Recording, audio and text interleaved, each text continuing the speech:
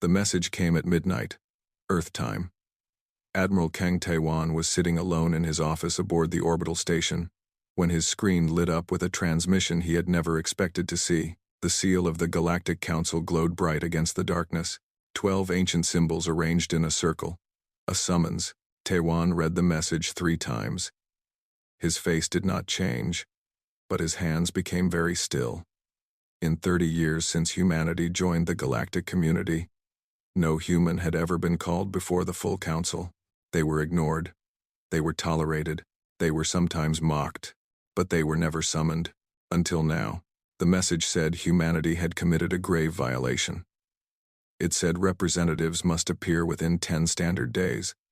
It said failure to appear would be considered an act of war. Tae-wan closed the message and sat in silence for a long time. Then he picked up his communicator and began making calls. Park Yuna arrived first. She was the best diplomat humanity had. She was small in height but large in presence. Her eyes were sharp and missed nothing. She had spent 15 years studying alien cultures, learning their languages, understanding their fears. When she read the summons, her expression became very serious. "This is not normal," she said. "The Council does not summon young species. They send lower officials. They send warnings. They do not call us to the chamber." "I know," Tae-wan said. "Something is very wrong." "I know that too." Cho Min-ho came next. He was a military strategist, a man who thought in numbers and possibilities.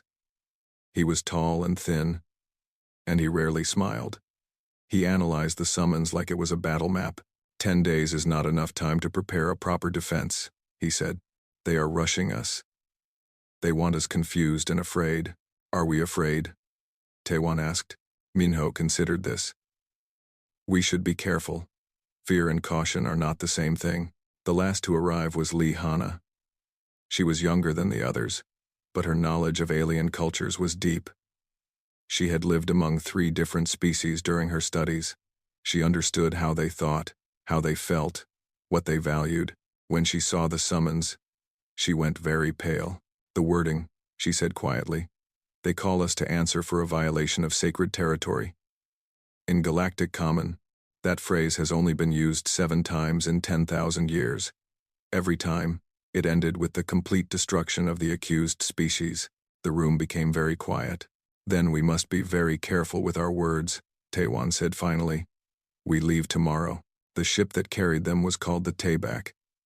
It was humanity's flagship, the finest vessel Earth had ever built. To human eyes, it was beautiful and powerful, but Tae-wan knew that compared to the ancient ships of the Council species, it was like a small boat next to a mountain. The journey took 6 days. During that time, Yuna studied every record of Council proceedings she could find.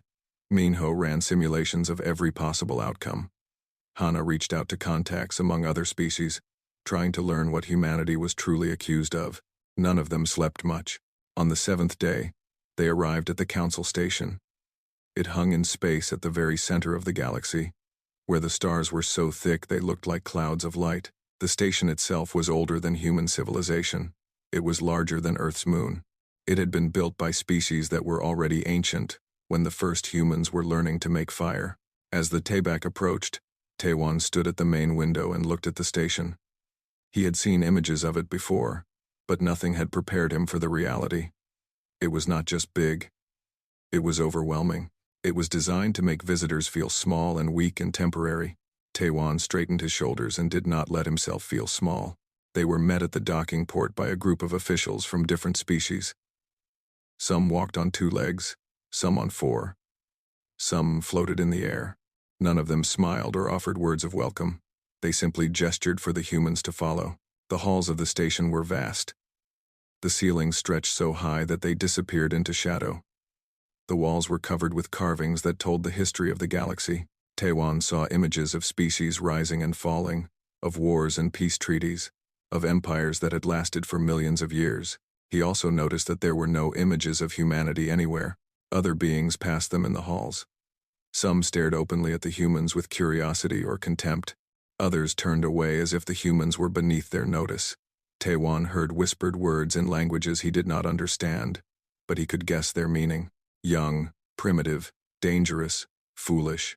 Humanity had been part of the galactic community for 30 years, but they were still strangers. They aged and died so quickly compared to other species. They felt emotions so strongly, they made decisions so fast. To the ancient peoples of the galaxy, humans were like children playing with fire. Yuna walked beside Taewon with her head held high. "They want us to feel afraid," she said quietly. "Do not give them what they want." "I am not afraid," Taewon said. "I am angry. Save your anger. We may need it later." They were brought to a large room and told to wait. The room had no windows and only one door. The chairs were too large for human bodies, designed for bigger species. There was no food or water offered. Hana checked her communication device.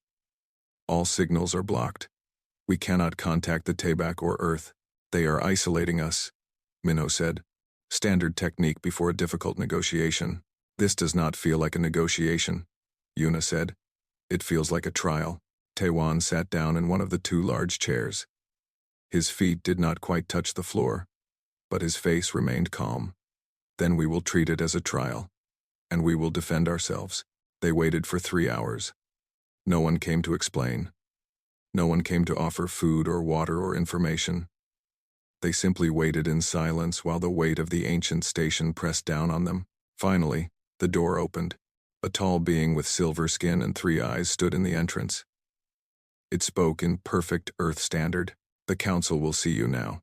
You will answer for what your species has done. May the judgment be swift." Taewon stood. He looked at his team. Yuna nodded. Minho checked his data pad one more time. Hana took a deep breath. Together, they walked out of the room and toward the council chamber. Taewon did not know what waited for them. He did not know what crime humanity was accused of. He did not know if they would leave this station alive. But he knew one thing with absolute certainty. Whatever happened in that chamber, humanity would not kneel. They had crawled from caves to reach the stars. They had survived ice ages and plagues and wars that nearly destroyed them. They had earned their place in the galaxy, and no one, not even the ancient council, would take that from them without a fight. The council chamber was the largest room Taewon had ever seen. It stretched in all directions like a small world. The ceiling curved overhead like a night sky, and small lights floated in the darkness like artificial stars. The floor was made of polished black stone that reflected everything like still water. 12 massive seats rose in a half circle at the far end of the chamber. Each seat held a high representative from one of the ruling species. Some were larger than buildings. Some were made of light and energy.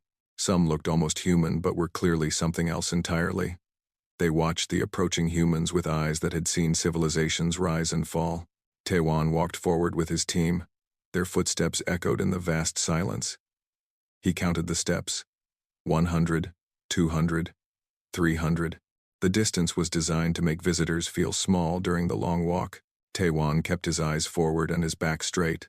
When they finally reached the center of the chamber, they stopped at a small circle of light on the dark floor. This was where the accused stood. This was where species came to answer for their crimes. The Velthari speaker rose from the central seat. It was a being of living crystal, and light moved through its body like blood. When it spoke, its voice came from everywhere at once. "Humanity, you have been called to answer for a grave violation of sacred law. Your species has entered the Forbidden Reach, a zone quarantined by this council for 10,000 years. This is a crime beyond forgiveness." Yuna stepped forward. "Honored Speaker, we request to know the specific nature of this accusation. What evidence suggests that humanity has violated quarantine?" The speaker made a gesture, and images appeared in the air above them. A ship was shown crossing into a region of space marked with warning signals. The ship's identification clearly showed Earth registration. The name on the hull was Morning Star. "This vessel entered the Forbidden Reach 47 standard days ago," the speaker said. "It violated the quarantine surrounding the Oran homeworld. The Oran are a dying species under council protection. No outside contact is permitted." Taewon felt Minho tense beside him. He glanced at his strategist and saw something unexpected in his eyes. Not fear, confusion, permission to examine the evidence more closely. Minho said, "You may observe. You may not touch." Minho stepped forward and studied the images carefully. His eyes moved across every detail. The ship's hull, the registration numbers, the engine signature. His frown deepened. "There is a problem with this evidence," he said. The chamber stirred. Several representatives leaned forward. "Explain," the speaker commanded. "The Morning Star was a colony ship registered to the New Hope settlement in the outer systems. I know this because I reviewed its destruction report 6 months ago. The Morning Star was attacked by raiders and completely destroyed. There were no survivors. This ship in your images cannot exist." Silence fell over the chamber. But it was not a good silence. Taiwan could feel hostility building in the room like a coming storm. The speaker's crystal body flickered with light. "You suggest our evidence is false?" "I suggest our evidence will prove it is false," Yuna said quickly.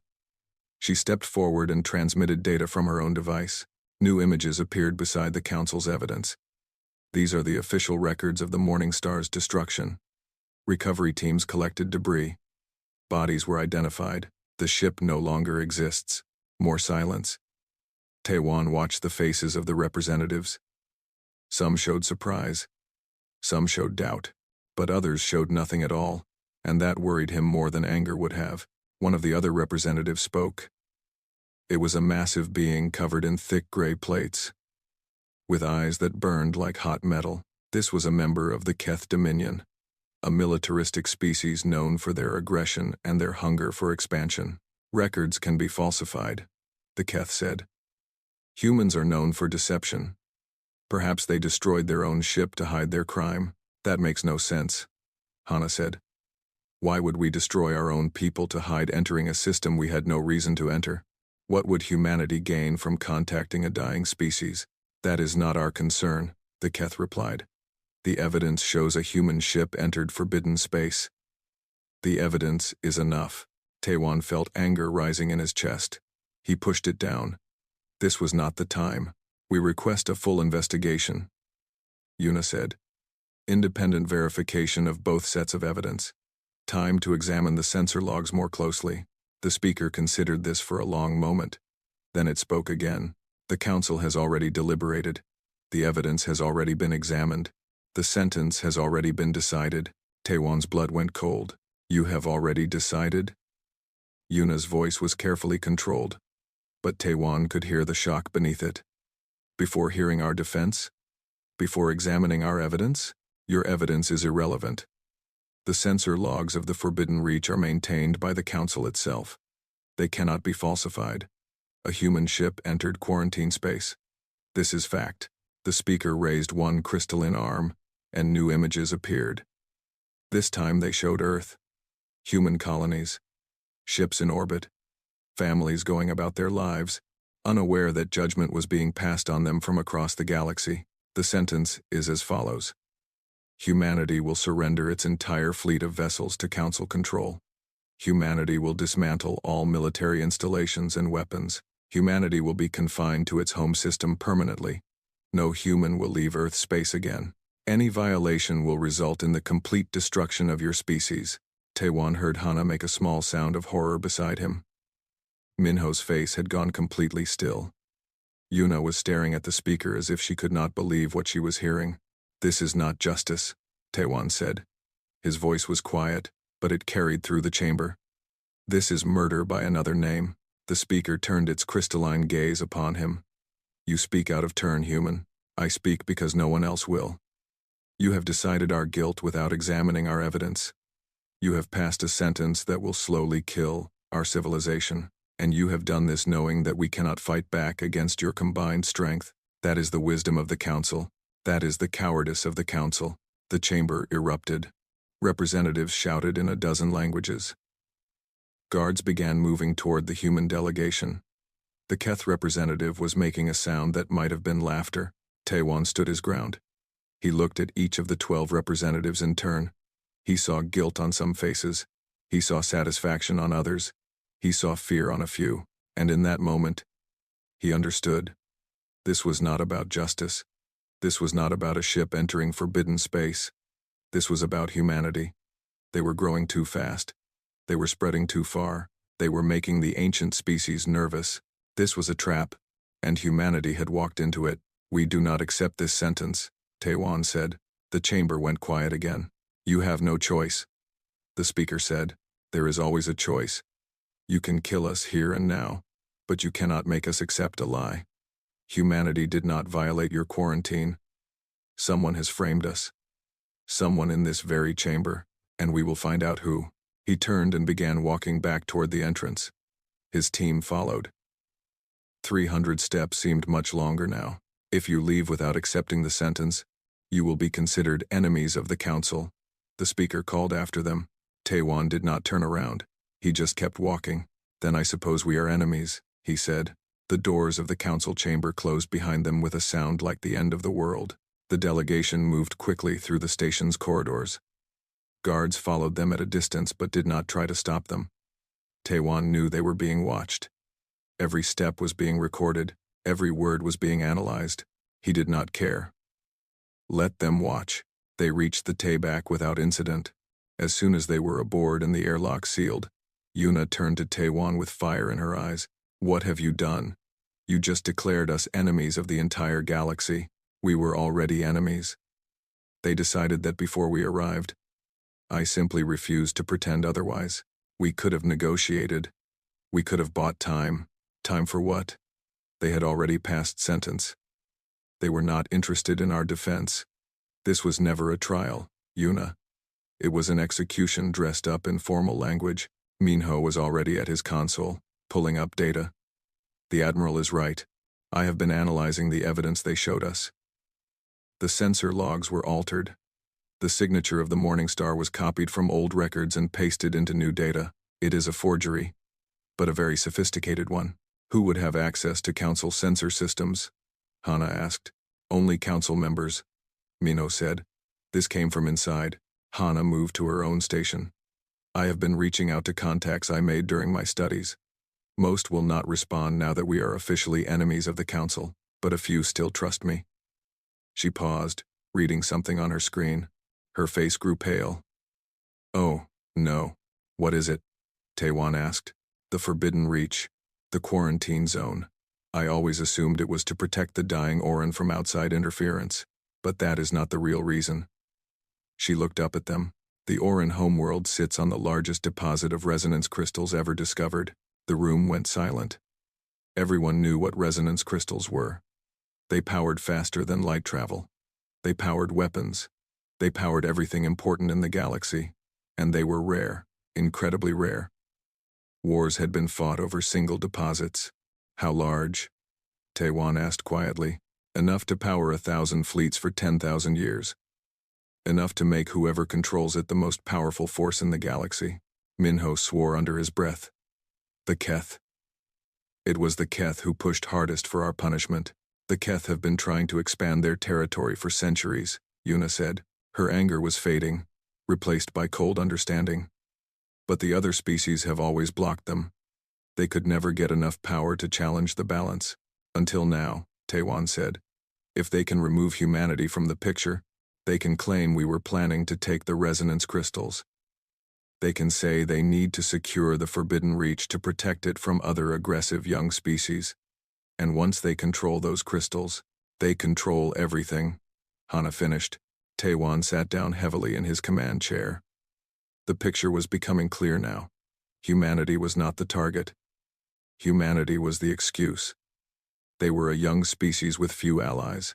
They were easy to accuse, easy to condemn, easy to sacrifice. And once they were gone, the Keth could make their move. We need to tell the other species. Yuna said. If they knew what the Keth were planning, they know, Minho said flatly. At least some of them do. Look at the voting record I pulled from the proceedings. The sentence passed with 9 votes in favor and 3 abstentions. No one voted against. The 3 abstainers are species that have traditionally opposed Keth expansion. They know something is wrong, but they are afraid to speak. Afraid of what? The Keth have the largest military in the galaxy, and several other species are allied with them through trade agreements and mutual defense pacts. Anyone who opposes them risks being the next target. Hana slammed her hand against her console. So everyone knows this is wrong, but no one will do anything about it. We are supposed to just accept destruction because speaking up is too dangerous? Yes. Taewon said. That is exactly what they expect. He stood up and walked to the main window. Outside, the council station hung in space. Beautiful and terrible. Somewhere in there, beings who had ruled the stars for millions of years were deciding the fate of his species, and they had decided that humanity should die, not because humans had done anything wrong, but because humans were convenient victims. We cannot win a war against the council, Yuna said softly.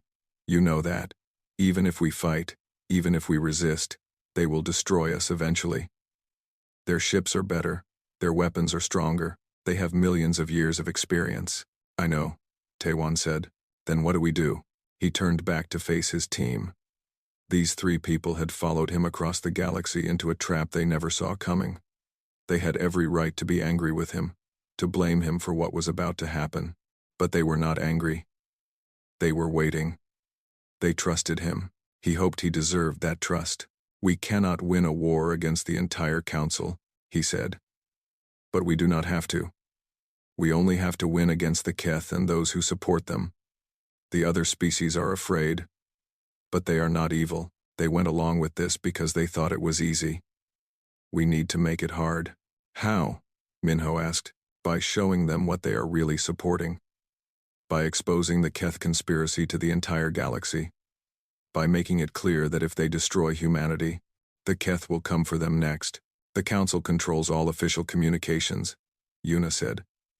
They will block any message we try to send. Then we do not use official channels. Hana, you have contacts among other species. People who study cultures, who travel between worlds, who talk to everyone. Can you reach them? Hana thought for a moment.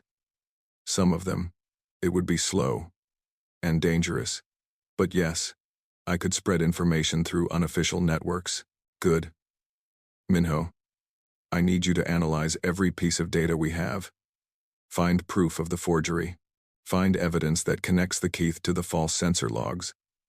Build a case so strong that no one can deny it. That will take time. Days, maybe weeks. Then work fast. Yuna, I need you to think about which species might be willing to listen. Not to fight with us. Not yet. Just to listen. To doubt. To question. We need cracks in the Council's unity. Yuna nodded slowly. There are a few. Species that have been marginalized. Species that have their own reasons to distrust the Keth. It is a small chance. But it exists. Small chances are all we have. The ship shuddered. Alarms began to sound. Through the window, Taewon saw Council warships moving into position around them. They are surrounding us, Minho reported. If we try to leave, they will fire. Taewon looked at his team. This was the moment. Once they left this station, there would be no going back. War would begin. Not just for them, but for every human being in the galaxy. Send a message to Earth, he said. Tell them what has happened. Tell them to prepare. Prepare for what? Hana asked. Taewon's eyes were hard as stone. Everything. The Taebak's engines roared to life. The ship turned toward open space. Behind them, Council weapons powered up. Hold on, Taewon said, and then they ran. The escape from the Council station was chaos. Warning shots flashed across the Taebak's hull. Alarms screamed. Minho called out damage reports while Hana fought to keep their shields stable. Yuna was on communications, trying to reach anyone who would listen. Taewon sat in his command chair and watched the stars spin as their ship dove and twisted through enemy fire. He was calm. He had been in battles before. He knew that panic killed more soldiers than weapons ever did. Main guns are targeting us, Minho reported. If they hit us directly, our shields will not hold. They will not hit us directly, Taewon said. They want us alive. They want a public trial, a public execution. If they destroy us now, they lose their story. You are betting our lives on their ego. I am betting our lives on their politics. There is a difference. The jump point was ahead. 10 seconds. 5. The ship shook as another warning shot grazed their hull. Then space folded around them, and they were gone. They dropped out of jump space near a human colony world. Ships were already waiting for them. Human ships, carrying the message from the Taebak that had been sent during the escape. The colony had mobilized in hours. Cargo vessels had been refitted with weapons, mining ships had been armed, even civilian transports had gathered, ready to fight. Taewon looked at the ragged fleet and felt something he had not felt since this began. Pride. Admiral Kang. A voice came over the communication system. This is Commander Baek Jina of the Colonial Defense Force. We have received your message. We stand with you. Thank you, Commander. How many ships? 47 combat. Capable. Another 100 support vessels. Not much against the Council fleet, but we will make them pay for every inch. That is all I ask. Over the next 3 days, messages came from across human space. Colony worlds, mining stations, research bases, ships that had been scattered across dozens of systems. They all said the same thing. We stand with you. We will fight. We are not afraid. But Taewon knew that fear was coming.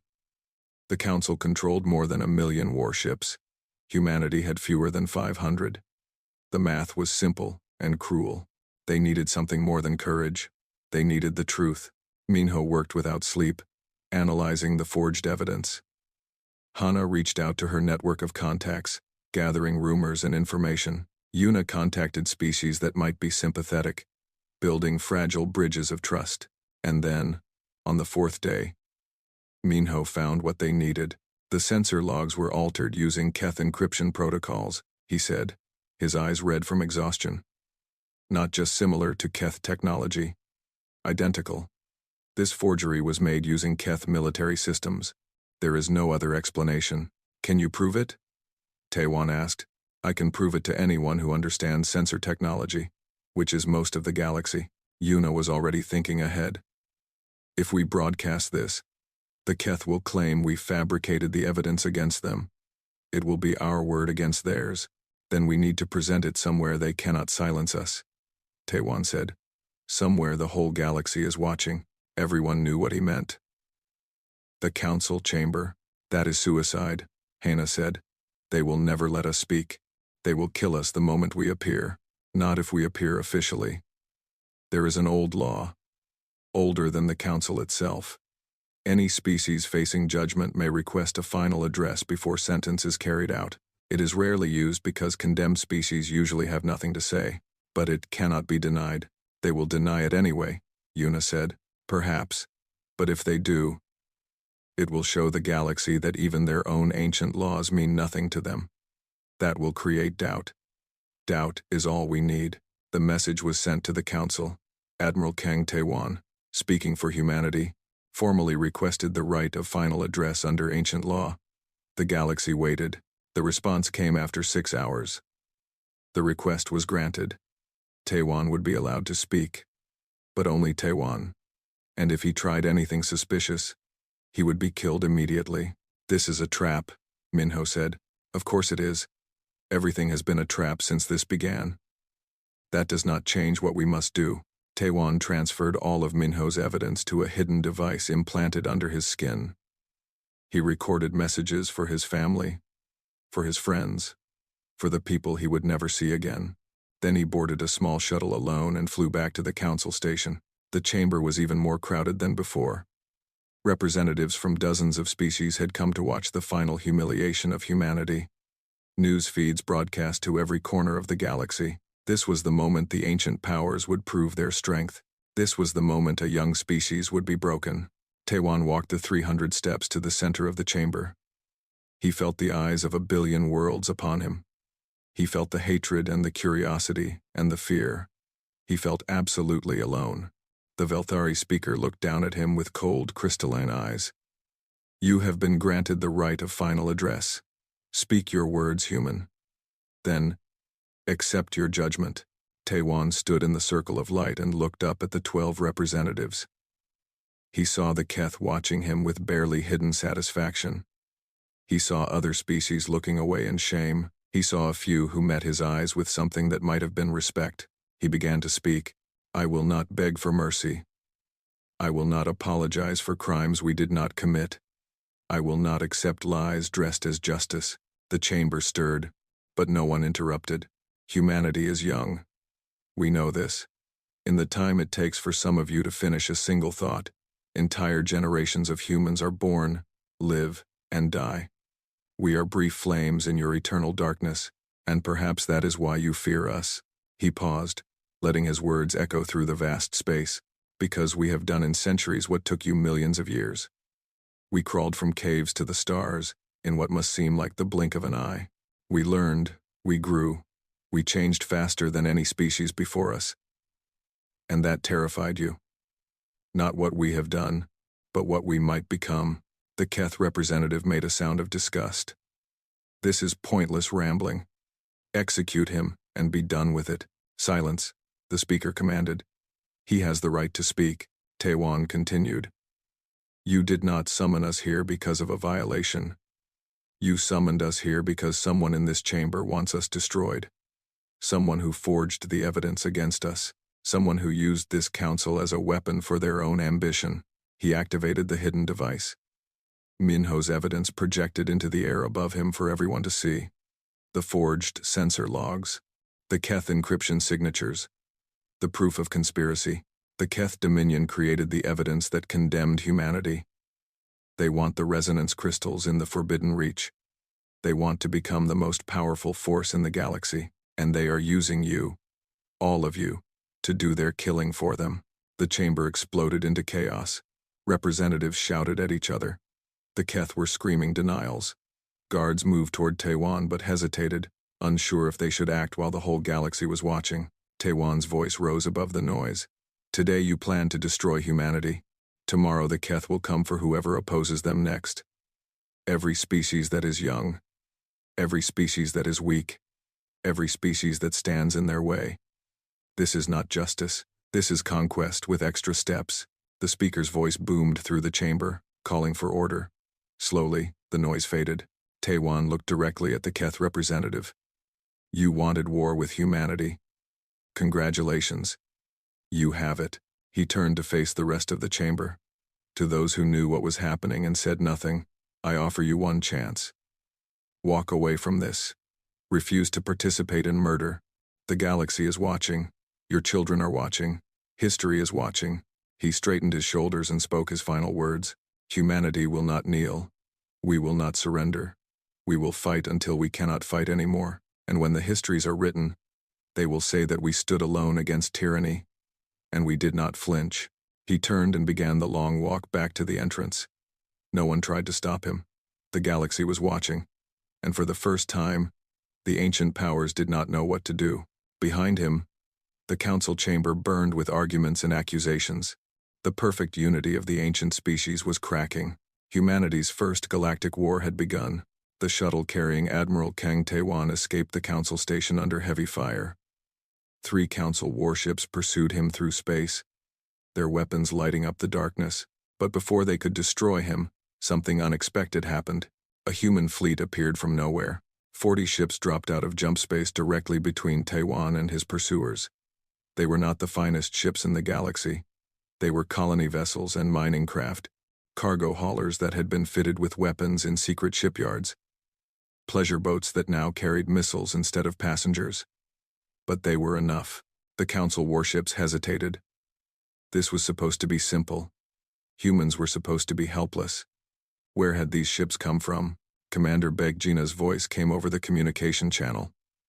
"Admiral, we have you covered. Get to the Tayback. We will hold them here. Gina, you cannot defeat those warships. We do not need to defeat them. We just need to slow them down. Now go." Taewan's shuttle raced toward safety while the human fleet formed a defensive line. The council warships opened fire. Human ships burned and broke apart. But they did not run. They held their position until Taewan was safely away. 17 ships were destroyed that day. 42 crew members died. Their names would be remembered forever in human history as the first to fall in the Galactic War. But they had bought something precious: time. Taewan reached the Tayback and immediately began coordinating with human forces across the galaxy. His address to the Council had been broadcast everywhere. Billions of beings had heard his words. And now, the galaxy was not sure what to believe. The Council demanded humanity's surrender. Most species supported this demand. But not all. 3 species formally withdrew from the coalition against humanity, stating that they needed to investigate the evidence Taewan had presented. 5 more announced they would not participate in military action until the investigation was complete. Cracks were forming. Small cracks, but cracks nonetheless. Yuna worked constantly to make those cracks wider. She sent diplomatic messages to every species that had shown doubt. She shared evidence through back channels. She made promises and alliances with anyone willing to listen. "We do not need them to fight with us," she explained. "We just need them to not fight against us. Every ship that stays neutral is one less ship we have to face." Minho focused on military strategy. The Keth Dominion had begun moving forces toward human space. A massive fleet was gathering, but Minho had studied the Keth for years. He knew their tactics. He knew their weaknesses. "They are overconfident," he said. "They have never faced an enemy who fights like humans. They expect us to form lines and exchange fire until one side is destroyed. They do not expect guerrilla tactics, hit and run attacks, sabotage, infiltration. Can we actually hurt them that way?" Taiwan asked. "We can make them bleed. And every time they bleed, the galaxy will see that they are not invincible." The first human offensive came 3 weeks after the declaration. Minho had identified a Keth supply line that fed their advancing fleet. Without those supplies, the fleet would have to slow down and wait for reinforcements. A small group of human ships, only 8 in total, jumped into the supply route and attacked. They destroyed 7 transport vessels and damaged 3 more before disappearing back into jump space. The Keth sent hunters after them, but the human ships were already gone. It was a small victory, but it was a victory. News of the attack spread across the galaxy.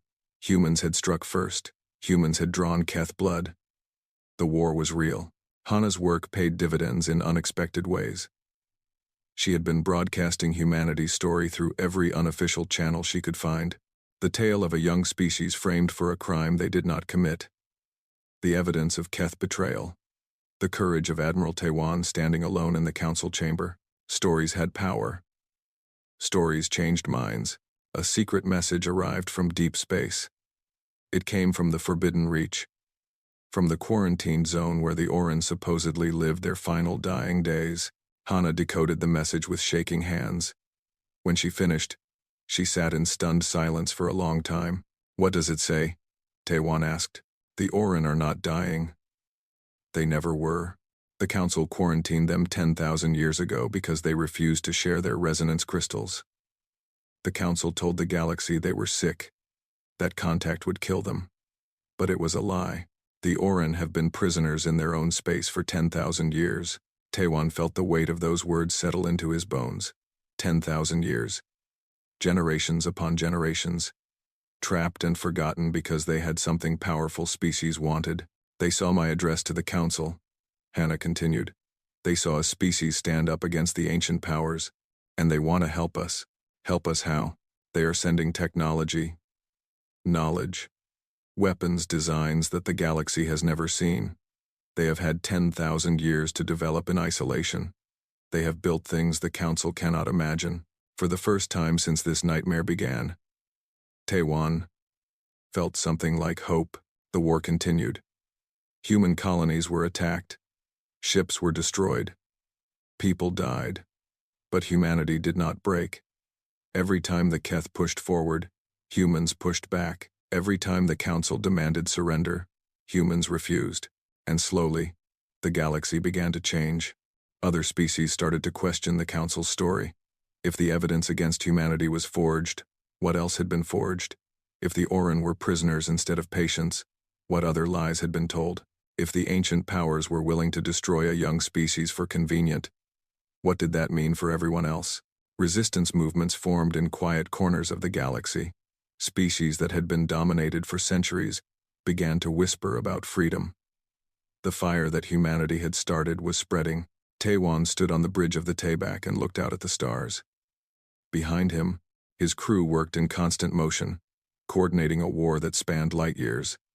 In his hand, he held a data chip containing the first shipment of Orin technology, weapons that could hurt Keth warships, shields that could withstand Council fire, tools that might help humanity survive. Yuna joined him at the window. "We have confirmed allies now.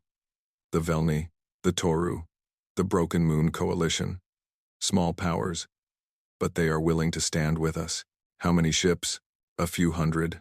Not enough to change the balance of power, but enough to show that we are not alone. Minho approached with tactical reports. The Keth main fleet has slowed its advance. They are waiting for reinforcements. Our attacks on their supply lines are working. We have bought ourselves months, maybe more. Hana looked up from her communication station. The Orin want to meet with us directly. They are sending a ship. They want to discuss a real alliance. Taiwan absorbed all of this. The war was not won. It would not be won for a long time, perhaps for generations. The Council still had more ships, more weapons, more power than humanity could match. Many humans would die before this was over, but for the first time, victory was possible. He thought about the species that had looked down on humanity for 30 years, the ones who called them young and primitive and emotional, the ones who thought humans were just playing at civilization, just temporary visitors in a galaxy that had existed long before them and would exist long after they were gone. Those ancient species had forgotten something important. Youth was not weakness. Being young meant having everything to prove and nothing to lose. Being young meant fighting with desperation and creativity and fury. Being young meant refusing to accept that the way things were was the way things had to be. Humanity had declared war on the oldest powers in the galaxy. They had stood in the heart of the council chamber and refused to kneel. They had faced impossible odds and found ways to survive. And now they were just getting started. Taiwan turned to his crew. These were the people who would carry humanity through the fire. These were the people who would build a future from the ashes of everything they had lost. Send a message to all human forces, he said. Tell them the real war begins now. Tell them to be ready. He looked back at the stars. Somewhere out there, enemies were gathering. Allies were forming. The future was uncertain, but one thing was certain. The galaxy would never forget the day humanity stood up. The galaxy would never underestimate them again, and whatever came next, humanity would face it together. The fire spreads.